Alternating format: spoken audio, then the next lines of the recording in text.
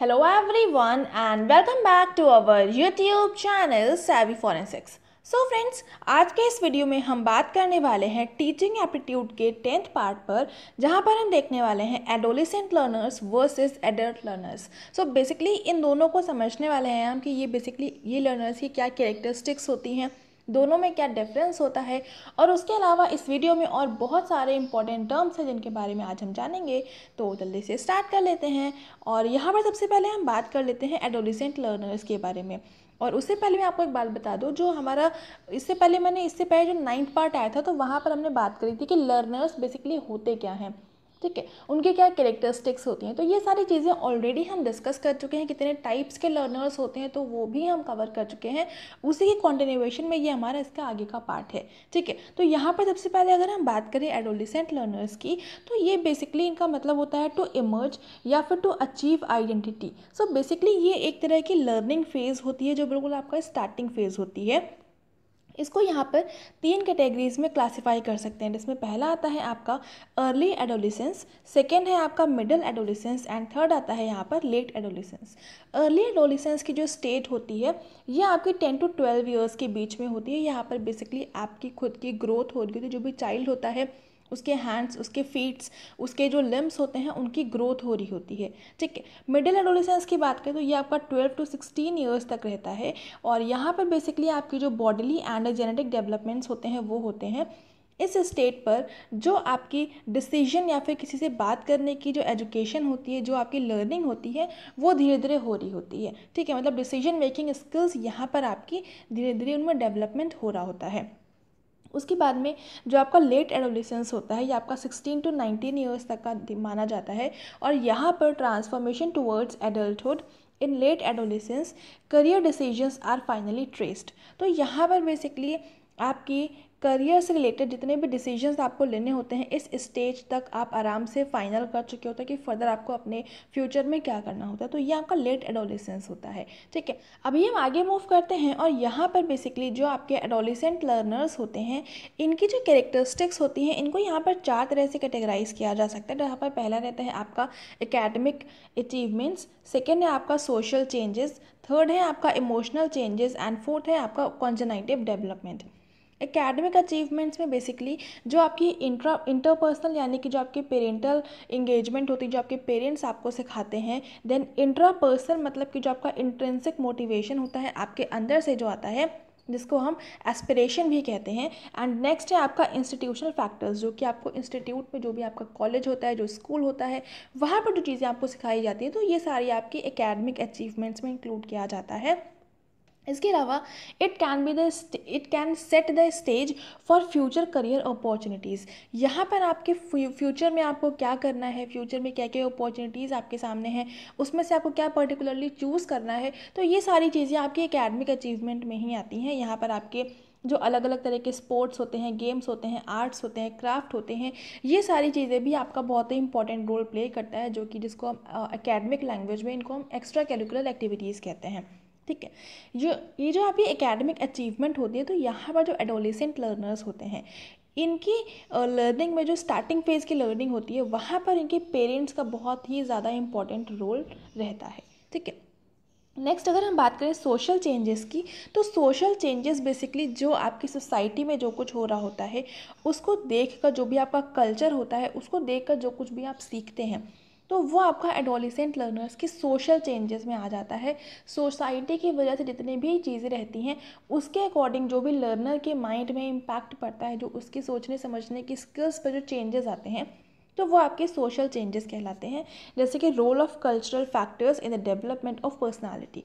जो डेवलपमेंट होता है किसी भी लर्नर की पर्सनालिटी का, वो उसकी सोसाइटी में जो भी कल्चरल फैक्टर्स होते हैं, जो भी चीज़ें हो रही होती, जो भी एक्टिविटीज़ हो रही होती हैं, उसी के बेसिस पर होती है। नेक्स्ट अगर हम बात करें इमोशनल चेंजेस की, तो जो भी इमोशंस होते हैं, चाहे वो फियर का हो, आपका डर हो, कोई खुशी हो या दुखी हो, कोई चीज़ हो, सैडनेस हो, तो ये सारी चीज़ें भी एडोलेसेंट या फिर हम बात करें कि लर्नर पे, तो उस पर एक बहुत ही इंपॉर्टेंट अपना रोल प्ले करती है। इट कैन बी इसको हम जो इमोशंस रहते हैं उसको हम लर्निंग से सेपरेट नहीं कर सकते हैं। If learner is stressed or over anxious, he or she will not be able to learn. अगर वो बहुत ज़्यादा स्ट्रेस्ड कंडीशन में है, बहुत ज़्यादा एंग्जाइटी है, तो उस कंडीशन में वो चीज़ों को बहुत अच्छे से लर्न नहीं कर पाएगा। तो इसी वजह से इमोशनल फैक्टर्स का भी बहुत ही इंपॉर्टेंट रोल रहता है लर्नर की लर्निंग के ऊपर। उसके अलावा जो जेनेटिक चेंजेस होते हैं, genetic changes to environmental factors are also called as differential susceptibility model. तो बेसिकली जो जेनेटिक चेंजेस होते हैं ये भी इसी की वजह से आपका इमोशनल चेंजेस आते हैं, जिसकी वजह से लर्नर की लर्निंग के ऊपर इम्पैक्ट पड़ता है। तो यहाँ पर जो जेनेटिक चेंजेस होते हैं इन्वायरमेंटल फैक्टर्स की वजह से, इसको हम बोलते हैं differential susceptibility model.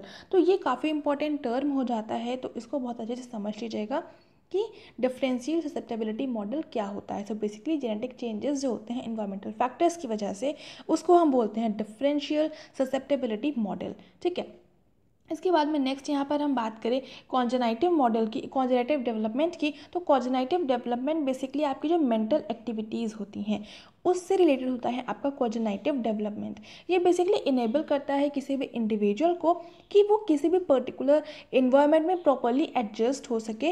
While mental development refers to the intelligence, thinking और इमेजिनेशन अबाउट द इन्वायरमेंट।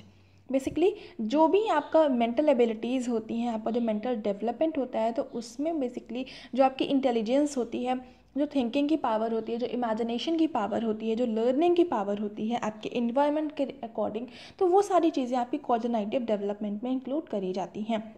इसके अलावा mental process that can systematise, organise and utilise knowledge. तो बेसिकली जो मेंटल प्रोसेस होती है वो सारी चीज़ों को सिस्टमेटाइज करती है, सिस्टम में अकॉर्डिंगली लगाती है, ऑर्गेनाइज करती है चीज़ों को, और जो नॉलेज होती है उसका प्रॉपर यूटिलाइजेशन होता है। तो ये चीज़ रहती है आपकी कॉग्निटिव डेवलपमेंट के बारे में। ठीक है, इसके अलावा यहाँ पर अभी हम इसमें जो सोशल चेंजेस होते हैं, तो इसमें बेसिकली कौन कौन से वो फैक्टर्स होते हैं जो अफेक्ट करते हैं, वो यहाँ पर लिखे हुए हैं। सो यहाँ पर there is search for self concept और सेल्फ आइडेंटिटी। जो सोशल चेंजेस होते हैं उसमें बेसिकली जो सेल्फ कंसेप्ट होता है और अपनी खुद की आइडेंटिटी को फाइंड आउट करना, ये चीज़ आपकी सोशल चेंजेस की वजह से अपना इम्पैक्ट डालती हैं, सोसाइटी के वजह से अपना इम्पैक्ट डालती हैं। Next, there is demand for more independence to make decisions.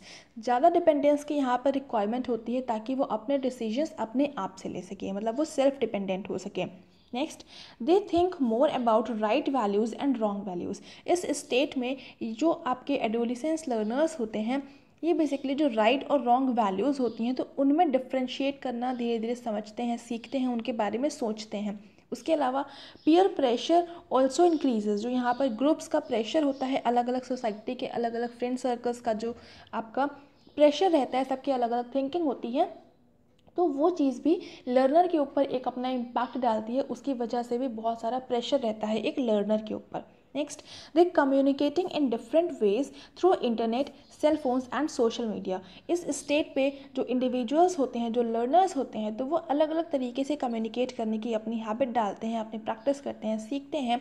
तो वो आपका इंटरनेट के थ्रू हो सकता है, सेल फोन्स के थ्रू हो सकता है, सोशल मीडिया के थ्रू हो सकता है, और नॉर्मल आप अपने जो फिजिकल इंटरेक्शन रहता है, जैसे कि आपके फ्रेंड्स हैं, आपके पेरेंट्स हैं, आपके क्लासमेट्स हैं, आपके टीचर्स हैं, तो उनके साथ में जो नॉर्मल इंटरेक्शन रहता है, जो उनसे आप बातचीत करते हैं, जो उनसे आप कम्युनिकेट करते हैं, तो वो भी चीज़ आपकी सोशल चेंजेस के ही फैक्टर्स में आ जाती है। ठीक है, सो ये हो गया। एंड अभी हम आगे मूव करते हैं और यहाँ पर अब हम बात कर लेते हैं कॉग्निटिव डेवलपमेंट को। बेसिकली एक साइंटिस्ट थे पिएजेट, तो इन्होंने इसको बेसिकली अलग अलग कैटेगरीज में क्लासीफाई किया है, अलग अलग स्टेज के अकॉर्डिंग, अलग अलग ईयर्स के अकॉर्डिंग। तो यहाँ पर जो सेंसरी पीरियड बोला गया है, ये आपका 0 to 2 ईयर्स है। नेक्स्ट है प्री ऑपरेशनल पीरियड, जो यहाँ पर 2 to 7 ईयर्स है। थर्ड है आपका कॉन्क्रीट ऑपरेशनल पीरियड, ये आपका 7 to 11 ईयर्स का है। एंड फोर्थ है आपका फॉर्मल ऑपरेशन पीरियड, ये आपका 11 to 15 ईयर्स का है। ठीक है, सो ये जो ईयर्स का क्लासिफिकेशन अलग अलग बताया है, पिएजेट एक साइंटिस्ट थे, इन्होंने बताया था। ये बहुत ज़्यादा इंपॉर्टेंट तो नहीं कहेंगे हम, लेकिन एक बार इसको रीड कर लीजिएगा, थोड़ा सा इसको समझने की कोशिश करिएगा कि कौन सा पीरियड कौन से ईयर्स तक के लिए है, तो ये चीज़ आपको हेल्प करेंगे। अगर बाई चांस आपके एग्जाम में क्वेश्चन आ जाता है तो आपको पहले से इसके बारे में पता होगा। ठीक है, इतना हो गया। एंड अभी हम आगे मूव करते हैं और यहाँ पर बेसिकली जो कॉग्निटिव डेवलपमेंट में जो कैरेक्टरिस्टिक फीचर्स होते हैं उनके बारे में बात कर लेते हैं। सो बेसिकली ये आपका सिस्टमैटिक एनालिसिस होता है किसी भी पर्टिकुलर प्रॉब्लम का। यहाँ पर आपकी लॉजिकल अप्रोच होती है टुवर्ड्स अ सॉल्यूशन। कोई भी आपकी प्रॉब्लम है उसके सॉल्यूशन को लेकर के एक लॉजिकल अप्रोच, एक प्रैक्टिकल अप्रोच, वो आप उसकी तरफ आप थोड़ा सा सोचने लगते हैं। और यहाँ पर जो आपकी रॉट लर्निंग वाली प्रोसेस रहती है, यानी कि जो रट्टा मार वाली प्रोसेस रहती है, इससे आप धीरे धीरे करके दूर जाने लगता है, क्योंकि यहाँ पर इस स्टेज पर आते आते आप धीरे धीरे चीज़ों को समझते हुए उनके बारे में और चीज़ों को सोचना स्टार्ट करते हैं। और जब आप किसी पर्टिकुलर टॉपिक के बारे में जितना ज़्यादा हो सके उतना ज़्यादा थिंक कर सकते हैं, तो उससे आपके धीरे धीरे आपके खुद के नए कंसेप्ट डेवलप होने लगते हैं। तो ये चीज़ आपके धीरे धीरे आपको एडोलिसेंट स्टेट से लेकर के एडल्ट लर्नर वाली स्टेट तक लेके जाती है। Next, ability to use higher order structure to solve a problem. यहाँ पर बेसिकली एक थोड़ा सा हायर ऑर्डर स्ट्रक्चर को यूज़ करा जाता है किसी पर्टिकुलर प्रॉब्लम को सॉल्व करने के लिए। And systematic analysis of a problem, अगर कोई प्रॉब्लम है तो उसकी प्रॉपर एनालिसिस आप करते हैं एक पूरा सिस्टमैटिक वे में। देन आप उसमें प्रैक्टिकल अप्रोच लगाते हुए धीरे धीरे उसके बारे में सोचना स्टार्ट करते हैं, एंड देन आप फाइनली उसके रिजल्टेंट तक पहुंच जाते हैं। उसके अलावा यहाँ पर है मॉरल मैच्योरिटी। तो यहाँ पर आपकी मॉरल मैच्योरिटी वाली भी यहाँ पर स्टेट आ जाती है। और यहाँ पर जो आपका फोर्थ वाला पॉइंट है और जो फर्स्ट वाला पॉइंट है, ये दोनों ही रिपीट हो गए हैं, तो यहाँ पर सिर्फ आप एक ही को देखिएगा, बाकी ये फोर्थ वाला आप छोड़ दीजिए, ठीक है। यहाँ पर अभी हम आगे मूव करते हैं और यहाँ पर नेक्स्ट है आपका एडल्ट लर्नर्स के बारे में। एडोलिसेंट लर्नर्स हमने पढ़ लिया, एडल्ट लर्नर्स में अब हम बात कर लेते हैं। सो बेसिकली ये एम्फेसाइज करते हैं change in knowledge, attitude and skills of the learner. यहाँ पर जो स्किल्स होती हैं किसी लर्नर की, उनका जो एटीट्यूड होता है, उनकी जो नॉलेज होती है, इन सारी चीज़ों में बेसिक आपका चेंजेस स्टार्ट होते हैं। Adulthood is mostly defined on the basis of age, या फिर इसको हम कॉजेनेटिव मैच्योरिटी भी कह सकते हैं। तो बेसिकली जो एडल्टहुड रहता है, जो एडल्ट लर्नर्स होते हैं, उनको यहाँ पर उनकी एज के बेसिस पर आपका अलग किया जाता है, उनको डिफाइन किया जाता है, और इस चीज़ को हम कॉजेनेटिव मैच्योरिटी भी कहते हैं। तो ये काफ़ी इंपॉर्टेंट टर्म हो जाता है, इसको समझ लीजिएगा कि बेसिकली जो कॉजेनेटिव मैच्योरिटी है, ये एक तरह से एडल्ट लर्नर्स को क्लासिफाई करने के लिए, उसको डिफाइन करने के लिए यूज़ करा जाता है। इंडिया में अगर हम बात करें एडल्टहुड जो होता है, उसकी क्या आपका एज का क्राइटेरिया है, कौन सी एज से लेकर के कहाँ तक की एज का आपका एडल्ट्स माने जाते हैं।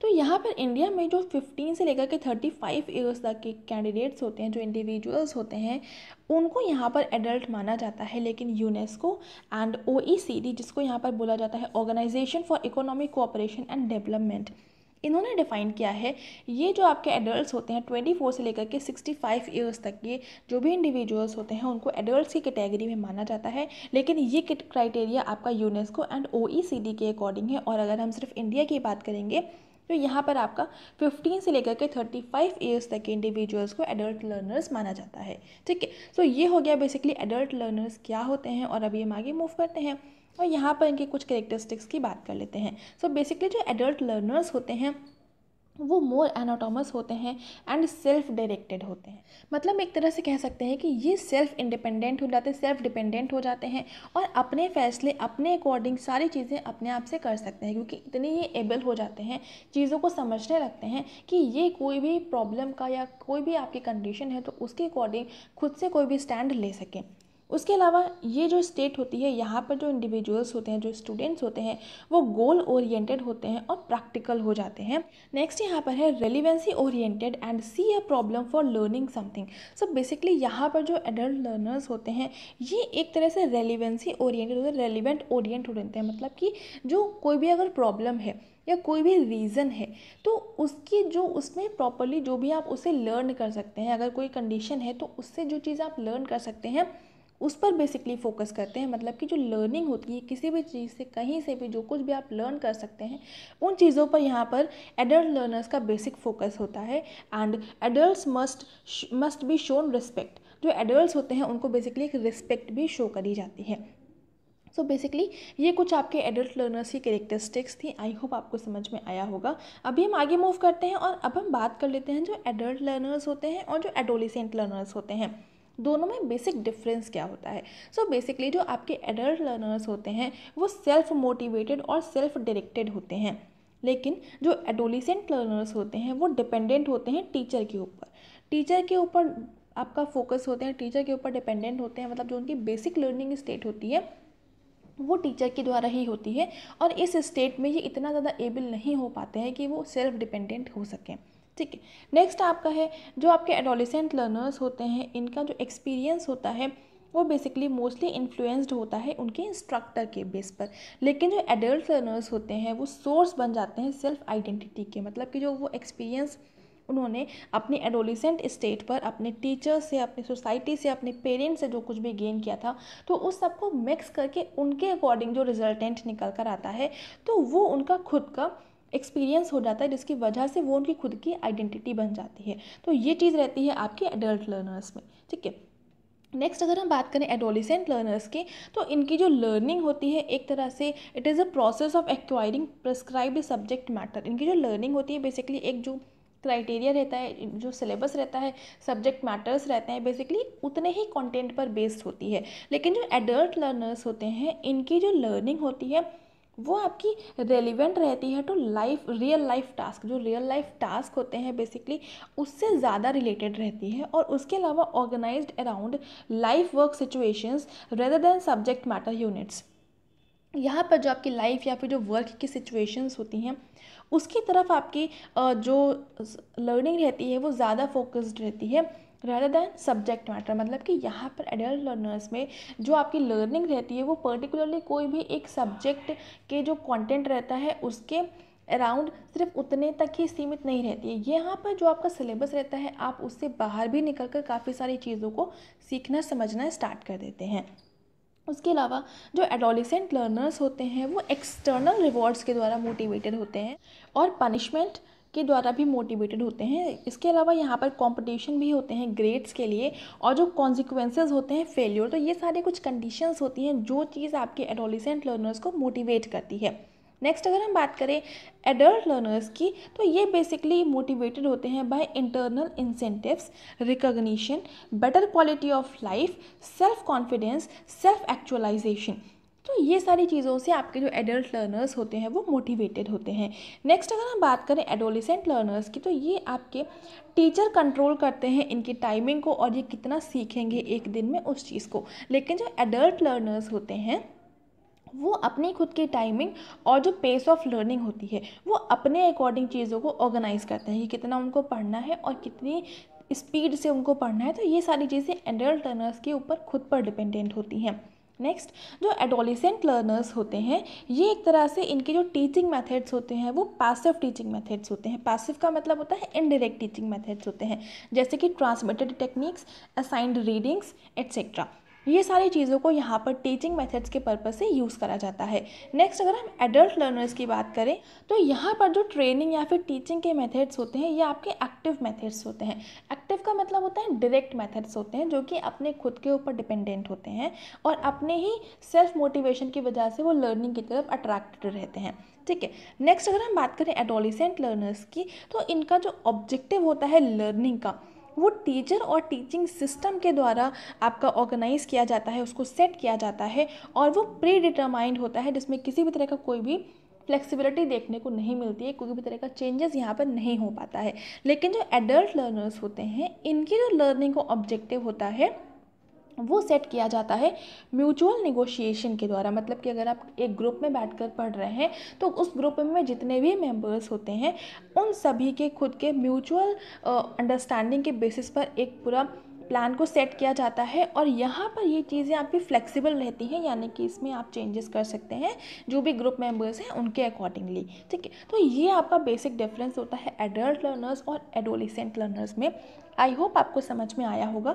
बेसिकली जो एडोलेसेंट लर्नर्स की स्टेट रहती है वो आपके जो बिल्कुल स्टार्टिंग की स्टेट रहती है, जब आपको जिसको हम टीनेजर वाली फेज़ कह सकते हैं, जहाँ पर आपके छोटे बच्चे रहते हैं जो आपको उतना पूरा प्रॉपर तरीका नहीं पता होता है, उतनी अंडरस्टैंडिंग नहीं होती है, जहाँ पर आप धीरे धीरे चीज़ों को सीख रहे होते हैं, उतना आपको एक्सपीरियंस नहीं गेन हो पाया होता है, वहाँ पर आप बस चीज़ों को धीरे धीरे करके सीख रहे होते हैं, तो वो आपकी एडोलेसेंट स्टेट कहलाती है।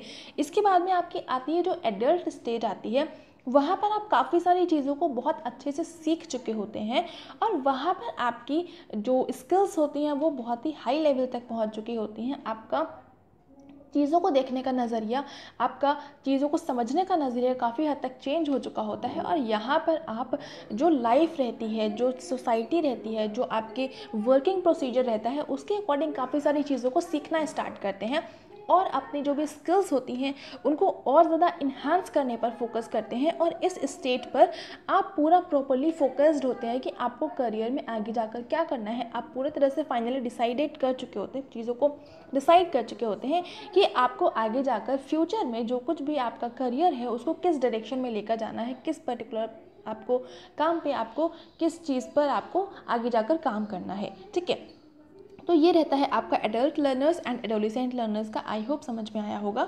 अभी अब हम बात कर लेते हैं यहाँ पर आगे जो आपके लर्निंग के फैक्टर्स होते हैं। सो बेसिकली लर्निंग फैक्टर्स की बात करें तो यहाँ पर आपका मोर इंटेंसिटी ऑफ लर्निंग चाहिए होती है। अगर किसी को लर्न करना है, कुछ समझना है, कुछ सीखना है, तो उसके लिए आपकी इंटेंसिटी बहुत ज़्यादा होनी चाहिए, रिटेंशन पावर बहुत अच्छी होनी चाहिए, जॉयफुल लर्निंग होनी चाहिए। मतलब अगर आप किसी चीज़ को सीख रहे हैं तो अगर आप उसको खेलते हुए, हंसते मजाक करते हुए सीखेंगे तो ज़्यादा अच्छे से समझ में आएगा। लेकिन अगर आप उसको बर्डन की जैसे लेंगे तो आपको चीज़ें समझ में कभी भी नहीं आएंगी। तो इसी वजह से जॉयफुल लर्निंग होगी तो आपको चीज़ें बहुत आसानी से समझ में आ जाएंगी।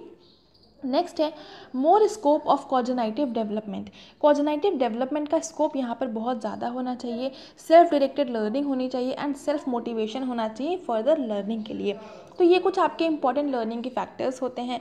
एंड यहाँ पर नेक्स्ट अभी हम बात कर लेते हैं कुछ और भी इंपॉर्टेंट फैक्टर्स होते हैं लर्निंग के लिए। तो यहाँ पर जो लर्नर का बैकग्राउंड होता है वो बहुत इंपॉर्टेंट रोल प्ले करता है। जैसे कि जो आपके लर्नर्स होते हैं तो वो अगर ऑलरेडी ऐसे फैमिली से बिलोंग करते हैं जहाँ पर उनके फैमिली मेम्बर्स लर्निंग की तरफ बहुत ज़्यादा अट्रैक्टेड हैं, तो वहाँ पर लर्नर का जो फोकस रहता है ऑटोमेटिकली बढ़ जाता है। क्योंकि वो अपने घर में सबको जब देखेंगे, सभी लोग पढ़ते रहते हैं, अपने जो उनके छोटे या बड़े भाई बहन होते हैं तो उनसे जब सीखते हैं, बार बार उनको जब देखते हैं तो उनका अट्रैक्शन अपने आप बढ़ जाता है। यहीं पर अगर आपके घर का जो आपके घर का माहौल रहेगा तो वहाँ पर आपका खेल की तरफ ज़्यादा रहेगा। आपके जो घर में आपके छोटे भाई बहन होते हैं, छोटे बड़े जो भी भाई बहन हैं, तो उनके साथ अगर उनका ये चीज़ रहेगी कि उनको पढ़ने की तरफ उतना ज़्यादा अट्रैक्शन नहीं होता है, खेल वगैरह की तरफ ज़्यादा रहता है, तो आपका भी उसी तरफ हो जाएगा। तो ये चीज़ आपके बैकग्राउंड पे बहुत ज़्यादा लर्नर की एबिलिटी फोकस करती है कि उसका बैकग्राउंड कैसा है। उसके अलावा nature of learning material, learning material कैसा है, ईजी है या डिफ़िकल्ट है, तो ये चीज़ भी आपका इंपॉर्टेंट रोल प्ले करती है। नेक्स्ट इन्वायरमेंटल फैक्टर्स जैसे कि space, physical condition and physiological support, तो साइकोलॉजिकल सपोर्ट सॉरी, तो ये चीज़ें होती हैं। उसके अलावा मोटिवेशन आपका इंट्रिंसिक है या एक्सट्रिंसिक है, ये भी आपका बहुत इंपॉर्टेंट रोल प्ले करता है। आपका जो मोटिवेशन है, आपको लर्निंग की तरफ आप अपने अंदर से आपकी इच्छा हो रही है, वो आपको एस्पिरेशन मिल रही है या इंस्पिरेशन मिल रही है। एस्पिरेशन ज़्यादा पावरफुल होती है इन कंपैरिजन टू इंस्पिरेशन। अभी यहाँ पर एस्पिरेशन और इंस्पिरेशन में काफ़ी बहुत बड़ा डिफरेंस होता है। तो वो क्या होता है ये आप लोग गूगल पर खुद से सर्च करेंगे, मैं यहाँ पर आपको नहीं बताने वाली हूँ। तो इसको जब आप खुद से सर्च करेंगे तो आपको खुद से समझ में आ जाएगा कि बेसिकली क्या ज़्यादा अच्छा है, क्या ज़्यादा पावरफुल है, एस्पिरेशन या फिर इंस्पिरेशन। ठीक है, उसके अलावा लर्निंग सपोर्ट जैसे कि आपके जो टीचर्स होते हैं, जो पेरेंट्स होते हैं, तो ये बेसिकली आपके ह्यूमन में आ जाएंगे। मतलब ह्यूमंस जो होते हैं उनका लर्निंग सपोर्ट में क्या क्या किसका किसका रोल रहता है, तो आपके टीचर्स होंगे, आपके पेरेंट्स होंगे। इलेक्ट्रॉनिक सपोर्ट की बात करें तो यहाँ पर ऑडियो है, वीडियो है, कंप्यूटर्स हैं, तो ये सारे आपके लर्निंग सपोर्ट इलेक्ट्रॉनिक की कैटेगरी में आ जाएंगे। ठीक है, इसके अलावा यहाँ पर कुछ और भी बहुत ही ज़्यादा इंपॉर्टेंट फैक्टर्स रहते हैं लर्निंग के लिए। तो वो यहाँ पर है आपका level of intelligence, their attitudes, their motivation, their learning styles, aptitudes, their readiness to take risk। ये सारे कुछ आपके और भी ज़्यादा इम्पॉर्टेंट फैक्टर्स होते हैं जो कि एक लर्नर को गुड लर्नर से बेस्ट लर्नर बनाने की तरफ आपको और ज़्यादा मूव करते हैं। तो ये सारी कुछ चीज़ें होती हैं। आई होप यहाँ तक आपको जो फैक्टर्स होते हैं लर्निंग के लिए वो आपको समझ में आए होंगे। अभी यहाँ पर हम बात कर लेते हैं एजुकेशनल टेक्नोलॉजी के बारे में। सो बेसिकली एजुकेशनल टेक्नोलॉजी का मतलब ये होता है कि जिस टेक्नोलॉजी का यूज़ करते हुए आपको जो टीचर हैं या फिर आप जो खुद से पढ़ रहे हैं, मतलब कि जिस भी चीज़ का यूज़ करते हुए आप अपनी स्टडी करते हैं, आप अपनी लर्निंग करते हैं, तो वो बेसिकली उसमें क्या क्या चीज़ों को इन्वॉल्व किया जाता है, तो इस चीज़ को हम बोलते हैं एजुकेशनल टेक्नोलॉजी। ये बेसिकली आपकी दो तरह से हो सकती है, जिसमें हम आपका पहला रहता है हार्डवेयर अप्रोच, सेकंड रहता है आपका सॉफ्टवेयर अप्रोच। यहाँ पर अगर हम बात करें हार्डवेयर अप्रोच की, तो ये जो आपकी हार्डवेयर अप्रोच रहती है, यहाँ पर जो टीचर्स होते हैं इनका एक्सपेंडिचर बहुत कम होता है और एक टाइम में बहुत सारे स्टूडेंट को एक साथ पढ़ा सकते हैं। कैसे? क्योंकि यहाँ पर जो आपकी, इसको हम एक तरह से कह सकते हैं, ये आपकी ऑनलाइन लर्निंग है, ऑनलाइन टीचिंग है। तो इसमें ऑनलाइन टीचिंग में आपके जो आपके हार्डवेयर्स रहते हैं उनका ज़्यादा इंपॉर्टेंट रोल रहता है, उन चीज़ों की ज़्यादा रिक्वायरमेंट रहती है। अगर हम बात करें यहाँ पर कौन कौन से हार्डवेयर्स इंक्लूडेड होते हैं, तो यहाँ पर हो गया आपका कंप्यूटर, एपिडायास्कोप। एपिडायास्कोप बेसिकली एक तरह का आपका ऑप्टिकल प्रोजेक्टर होता है जो कि इमेजेस वगैरह को शो करने में, उनको ओपेक और ट्रांसपेरेंट ऑब्जेक्ट्स बनाने में यूज़ किया जाता है। नेक्स्ट रहता है आपके overhead projectors, radio, slide and film projectors and teaching machines और टेलीविजन्स। तो ये सारे कुछ आपके हार्डवेयर अप्रोच रहती है। आई होप आपको समझ में आए होंगे। बेसिकली ये वाले जो हैं ये सारे के सारे आपके हार्डवेयर अप्रोच के लिए जो हार्डवेयर्स रहते हैं उनके एग्जांपल्स हैं। अभी यहाँ पर हम बात करें सॉफ्टवेयर अप्रोच की, so this makes the use of the principle of psychology for building in the learners a complex repertoire of knowledge, modifying a learner's behaviour. So basically यहाँ पर जो आपका साइकोलॉजी वाला प्रिंसिपल रहता है उसको यूज़ करा जाता है किसी भी लर्नर को, किसी भी स्टूडेंट को कोई भी चीज़ को सिखाने के लिए, उसको नॉलेज प्रोवाइड करवाने के लिए। यहाँ पर बेसिकली जो लर्नर का बिहेवियर होता है उसको मॉडिफाई किया जाता है। उसके अलावा it is categorised by task analysis, writing precise objectives, selection of appropriate learning strategies, immediate reinforcement of responses and constant evaluation. तो यहाँ पर आपका जो टास्क रहता है, आपको अलग अलग टास्क दिए जाते हैं, उनकी एनालिसिस करना, कुछ प्रेसी वगैरह दे आपको लिखने के लिए देना, कुछ आपको होमवर्क देना, कुछ आपकी जो लर्निंग स्ट्रैटेजीज़ होती हैं उसमें सिलेक्टिव अप्रोच का यूज़ करना, उसमें जो आपकी इमीडिएट रेनफोर्समेंट होता है, जो आपके रिजल्ट्स होते हैं, जो आपके एग्ज़ाम्स होते हैं, उनका आपका तुरंत से इवैल्यूएशन कर देना। तो ये सारी चीज़ें कुछ आपकी सॉफ्टवेयर अप्रोच में आती हैं। सॉफ्टवेयर अप्रोच के अगर हम एग्जाम्पल की बात करें तो यहाँ पर आपका ये तो कुछ हो गए, और उसके अलावा यहाँ पर newspaper, books, magazines, educational games, flash cards, तो ये सारे भी आपके सॉफ्टवेयर अप्रोच के एग्जाम्पल्स में हम इंक्लूड कर सकते हैं। ठीक है, तो ये हो गया आपकी एजुकेशनल टेक्नोलॉजी, जहाँ पर हमने हार्डवेयर अप्रोच और सॉफ्टवेयर अप्रोच को डिस्कस किया।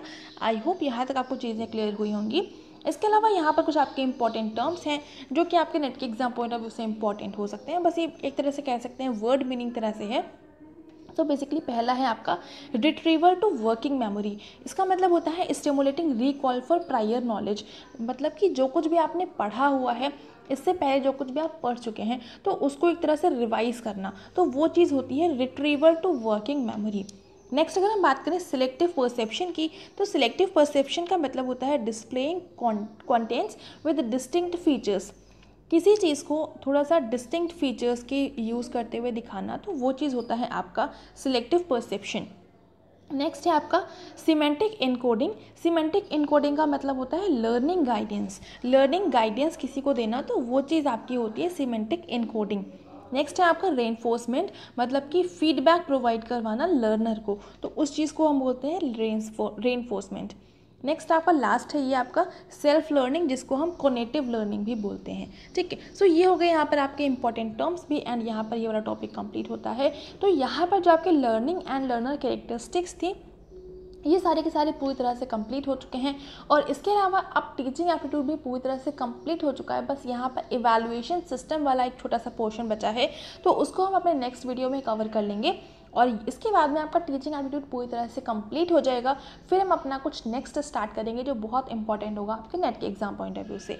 और इनकी PDF के लिए आप हमें हमारे फेसबुक पेज, टेलीग्राम चैनल और ब्लॉगर पर विजिट कर सकते हैं।